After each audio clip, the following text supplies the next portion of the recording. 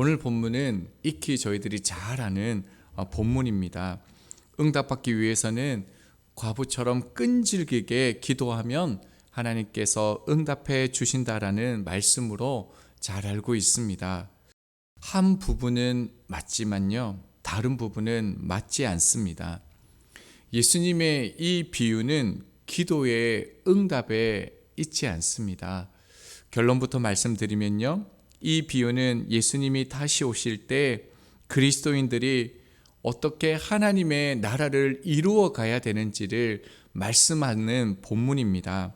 17장을 보면요, 바리새인들이 하나님의 나라가 언제 어떻게 임하냐라고 묻습니다. 그때 예수님께서 이렇게 말씀하십니다. 누가복음 17장 21절입니다. 또 여기 있다 저기 있다고도 못하리니 하나님의 나라는 너희 안에 있느니라. 그러면서 여러 가지에 대해서 주님께서 말씀하셨습니다. 그런데 바리새인들 뿐만 아니라 제자들조차 하나님의 나라에 대해서 이해를 못했습니다. 그러자 예수님께서 재차 오늘 본문인 과부와 재판장의 비유를 다시 들려주신 것입니다. 지금 시기가 예수님의 공생의 마지막 시기입니다. 예수님께서 곧 십자가를 지시고 죽으십니다. 그리고 부활승천하시죠. 저희들은 다시 오실 주님을 기다리는 삶을 살고 있습니다. 주님께서 초림하시고 주님께서 다시 오실 이 재림 사이에 우리가 어떻게 신앙생활을 해야 될지, 어떻게 살아가야 하는지를 보여주는 것이 오늘의 본문 말씀이라는 것입니다. 그러면 저희들이 어떻게 신앙생활을 해야겠습니까? 누가는 예수님의 이 비유를 분명하게 드러내면서 예수님의 목적을 말씀해 주십니다. 1절입니다. 예수께서 그들에게 항상 기도하고 낙심하지 말아야 할 것을 비유로 말씀하여, 예수님이 다시 오실 때까지 가장 우선적으로 저희 해야 될 일이 무엇입니까? 기도입니다. 제자들에게 항상 기도하고 낙심하지 않기 위하여 너희는 기도하라 라고 말씀하셨습니다. 데살로니가전서 5장 17절입니다. 쉬지 말고 기도하라. 항상 기도하고 쉬지 말고 기도하라라고 말씀합니다. 24시간 포기하지 않고 끊임없이 기도하라는 그런 의미일까요? 그렇지 않습니다. 타 종교처럼 자신의 바람을 얻기 위해 포기하지 않고 기도하는 것은 더더욱 아닙니다. 이 말씀이 강조하는 것은 기도가 무엇인지를 우리 가운데 말씀하는 것입니다. 언제나요, 매 순간 주님을 의지하고 주님의 뜻을 묻는 삶을 살아라는 것이 이 말씀입니다. 기도가 없다면 주님의 뜻을 거스려 스스로 옳다 여기는 신앙생활을 합니다. 기도를 잃어버리는 것은요, 곧 주님을 잃어버리는 것과 같은 것입니다.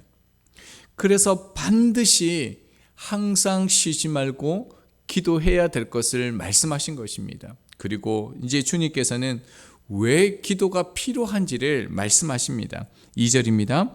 이르시되 어떤 도시에 하나님을 두려워하지 않고 사람을 무시하는 한 재판장이 있는데, 어떤 도시를 지금 배경으로 하고 있습니다. 도시의 사진적인 의미는요, 인구의 정치, 경제, 사회적인 활동의 중심이 되는 장소이고, 인구 집중으로 인해 비교적 인구 밀도가 높은 지역이다라고 글을 적어놨습니다. 그러니까 지금부터 일어나는 일은요, 희박한 일이, 가능성이 없는 일이 아니라 도시에서, 우리 주위에 있는 일상에서 일어나는 일이다. 너희들에게도 이러한 일이 있다라는 것을 강조하기 위해서 도시라는 단어를 쓴 것입니다. 이곳을 다스리는 재판장이 등장하죠. 그가 유대인인지 이방인인지는 알 수 없습니다. 그러나 성경은 그가 하나님을 두려워하지 아니하고요, 사람을 무시하는 재판장이라고 소개합니다. 이 사람이 얼마만큼 악한 그 사람이라면, 예수님 당시에 신을 믿지 않는 사람은 없습니다. 그러니까 무신론자가 없다라는 것이죠. 그런데 이 사람은 어떤 사람입니까? 4절에도 재차 말하는데요. 하나님을 두려워하지 않고요. 사람을 무시한다는 것을 강조해서 기록하고 있습니다. 그런데 이 사람이 한 도시를 책임지는 재판장이라는 겁니다. 3절 보겠습니다. 그 도시에 한 과부가 있어 자주 그에게 가서 내 원수에 대한 나의 원한을 풀어주소서 하되, 그리고 정반대되는 사람을 소개하는데 도시에서 과부가 등장합니다. 가장 약한 자죠. 남편이 없다는 것은 성경에서 외부의 위험으로부터 보호해줄 보호자가 없다는 것입니다. 그뿐만 아니라 물질적인 필요를 공급하는 자가 없다는 것입니다. 그런데 그가요, 도시의 재판장과 힘겨운 싸움을 하고 있습니다. 우리가 보면 자신이 바라는 대로 원한을 갚을 희망이 거의 없습니다. 여기서 주의 깊게 살펴볼 것은 과부가요, 원수와 싸우지 않고 누구와 싸웁니까? 지금 재판관과 싸웠다는 사실입니다. 자신의 원한이 있으면 원수에게 가서 풀면 됩니다. 그런데 재판관에게 가서 풀어달라고 애원하고 있는 것이죠. 당시 재판장은 입법권, 행정권, 사법권 다 가지고 있습니다. 그러니까 도시의 재판장이 얼마나 큰 권세를 가지고 있는지 알 수가 있습니다. 그리고요, 이 과부가 가진 그 원한이 무엇인지 성경에서는 드러내지 않습니다. 이 과부가 이 문제를 원한을 해결하기 위해 재판관에게 끊임없이 나아갔다는 것입니다. 왜 재판장에게 끊임없이 나가고 있는 것일까요? 불가능하고 이루어지지도 않을 것인데 끊임없이 나가는 이유는 무엇일까요? 재판장이 자신의 문제를 해결해 줄 수 있는 유일한 사람이라는 것을 믿고 있기 때문입니다. 그리고요, 또한 자기가 하고 있는 일이 옳은 일임을, 해야 하는 일임을, 행동해야 되는 일임을 확신하고 있기 때문입니다. 과부가 하나님의 말씀을 묵상합니다. 또 생각해 봅니다. 그러니까요, 재판장이 틀린 것이지 하나님의 말씀이 맞다라는 것을 깨달았습니다. 그래서 자기가 보았을 때요, 이 일은 해야 되는 것입니다. 이 믿음을 가지고 있었기 때문에 끊임없이 재판장에게 나아갈 수 있었던 것이죠.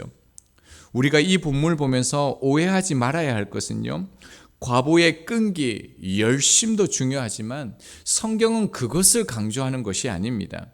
이 과부가 하나님의 말씀에 대한 믿음이 있었기 때문에 포기하지 않고 이러한 모습이 나타났다는 것입니다. 4절을 보겠습니다.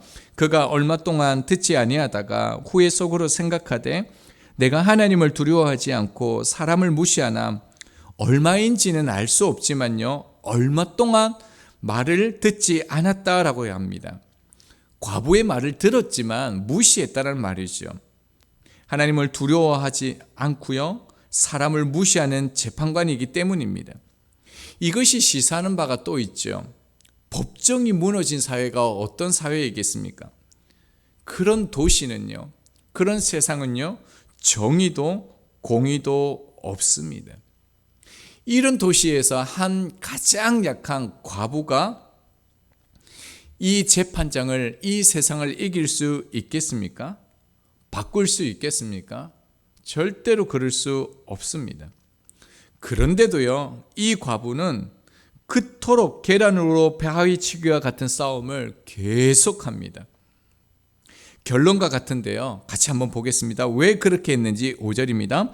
이 과부가 나를 번거롭게 하니 내가 그 원한을 풀어주리라. 그렇지 않으면 늘 와서 나를 괴롭게 하리라 하였느니라. 놀라운 일이 일어납니다. 반전이죠. 번거롭게 하다라는 문자, 이 단어를 문자 그대로 번역하면요, 이렇게 눈밑을 때리다라는 그 의미를 가지고 있습니다. 지금 이 과부의 일이 무엇인지는 알 수 없지만요, 재판장의 마음을 괴롭게 할 정도로 매일마다 이렇게 눈밑을 때리는 것처럼 힘든 일인 것은 분명합니다. 이 도시의 재판장이요, 그녀의 원한을 풀어주겠다라고 얘기합니다. 그리고 난 다음에 과부와 이 재판장의 이야기가 여기서 끝납니다. 어떻게 된지 잘 모릅니다. 그러면서 주님께서 이제 말씀합니다. 6절입니다. 주께서 또 이르시되 불의한 재판장이 말한 것을 들으라. 예수님은 재판장이 말한 것을 들으라 명령형으로 말씀하셨습니다. 그러니까요, 예수님께서 다시 오실 때까지는 그리스도인들이 계란으로 바위치기와 같은 상황을 겪게 될 것이지만, 그런 도시에서 그런 세상에서 살게 될 것이지만, 지금 재판장이 어떻게 바뀌어졌는지, 어떻게 했는지 똑똑히 보라라는 말씀입니다. 자, 7절을 보겠습니다. 하물며 하나님께서 그 반납 부르짖는 택하신 자들의 원한을 풀어주지 아니하시겠느냐, 그들에게 오래 참으시겠느냐. 지금 하나님과 재판장요, 그리고 택하신 자들, 과부를 이제는 비교해서 말씀하고 있습니다. 악한 재판장도요, 어떻습니까? 과부의 끈질긴 요구를 들어주는데, 이제 반대되는 개념이죠. 하물며 하나님께서 누구를 말합니까? 과부에서 택하신 자들로 바뀌어졌습니다. 하나님께서 택한 자들, 자신의 백성들의 부르짖는 소리에 귀를 기울이지 않겠느냐, 반드시 그들의 소리에 들러 응답하여 주신다는 것입니다. 그러면서 이렇게 말씀합니다. 8절입니다. 내가 너희에게 이르노니 속히 그 원한을 풀어 주시리라. 그러나 인자가 올 때에 세상에서 믿음을 보겠느냐 하시니라. 택하신 자들의 원한을 다 풀어주시겠다라고 말씀합니다. 오늘 본문에서 계속적으로 반복되는 단어가 하나 나옵니다. 4번 반복되었는데요, 그 단어가 원한이란 단어입니다. 사전적인 의미를 보면요, 억울하고 원통한 일을 당하여서 응어리진 마음이라는 뜻을 가지고 있었습니다. 자, 그렇다면요, 예수님을 따르는 사람, 말씀대로 순종하는 사람들에게 이 원한 당할 일이 무엇이겠습니까? 언제 그리스도를 따르는 사람들이 원한 당할 일을 경험하게 될까요? 자신을 위해 살아갈 때입니까? 넓은 길을 갈 때입니까? 그건 원한이 아닙니다. 예수님의 말씀에 순종함으로 예수님을 따르는 사람에게 주어지는 것, 세상 속에서 그리스도인처럼 살아갈 때 주어지는 것이 무엇입니까? 원한입니다. 그래서 주님께서 말씀하시는 게 무엇입니까? 인자가 올 때의 세상에서 이 믿음을 보겠느냐라고 말씀하신 것입니다. 예수님의 이 비유를 보면요, 특이한 게요, 2절에서요 어떤 도시로 시작하죠. 자, 8절에서 어떻게 끝납니까? 세상으로 지금 끝나고 있습니다. 자, 과부가 살고 있는 도시의 이야기가요, 그리스도인들이 살아가는, 예수님을 따라가는 사람들이 살아갈 세상의 이야기다, 너희들의 이야기다라는 것을 말씀하는 것입니다. 자, 혹시 이 과부가요, 그토록 계란으로 바위치기와 같은 싸움을 계속해야만 했던 그 이유가 보이십니까? 과부의 원한이 무엇이겠습니까? 과부의 원한은요, 우리가 생각하는 것처럼 자신을 위한 것이 아니었다라는 겁니다. 과부는 도시에서요, 이 세상에서 자신과 같은 약한 자들을 위해서요, 힘없고 가난한 과부들을 위해서 자신을 던진 것입니다. 그들을 섬기고 보호하지 않는 그 재판장에게 나아가서 세상을 돌볼 것을, 하나님의 말씀대로 지켜 행할 것을 말씀했다라는 것입니다. 세상에 하나님의 말씀을 지켜 행하기 위해서 순종하고 희생한 것이고요, 이 모습을 보고 누가 부끄러워한 것입니까? 세상의 재판장이 부끄러워한 것입니다.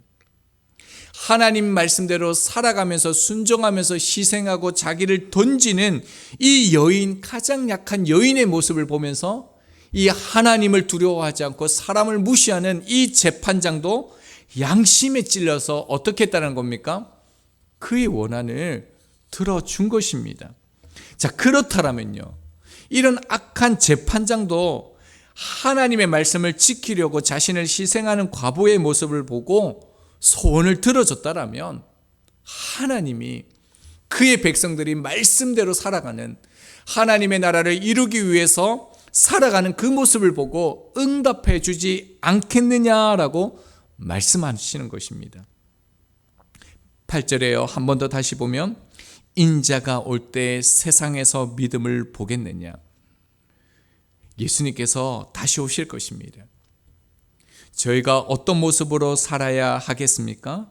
하나님도 두려워하지 않고요, 사람들을 무시하는 재판장이 절대로 되면 안 됩니다. 저희들이 오늘 살아가야 될 모습이 무엇입니까? 과부의 모습입니다. 이는 말씀을 아는 것으로 끝나지 않고 삶으로 세상을 향하여, 도시를 향하여 나아갔습니다. 말씀이 당장 이루어지지 않을지라도요, 매일의 삶으로 매 순간 끊임없이 이어졌습니다. 이것을 성경은 믿음이라고 얘기합니다. 재림 때 저희가 주님 앞에 설 것인데 이 과부처럼 낙심하지 않고 서기를 원합니다. 저희들은 이 땅에 하나님의 나라를 만들어가는 사람들인데 예수님처럼 자신을 희생하는 사람이 되어지기를 원합니다. 내 유익을 구하지 않고요, 오히려 손해보면서 자신을 도시와 세상에 던져서 주님처럼, 주님 닮아서 다른 이를 부욕해 하는 십자가의 길을 걷는 저희가 되기를 바랍니다. 그래서 예수님에 대해서 말하는 사람이 아니라, 성경에 대해서 말하는 사람이 아니라 나를 표현하는 말이 예수님이 되기를 소망합니다. 주님이 다시 오실 것입니다.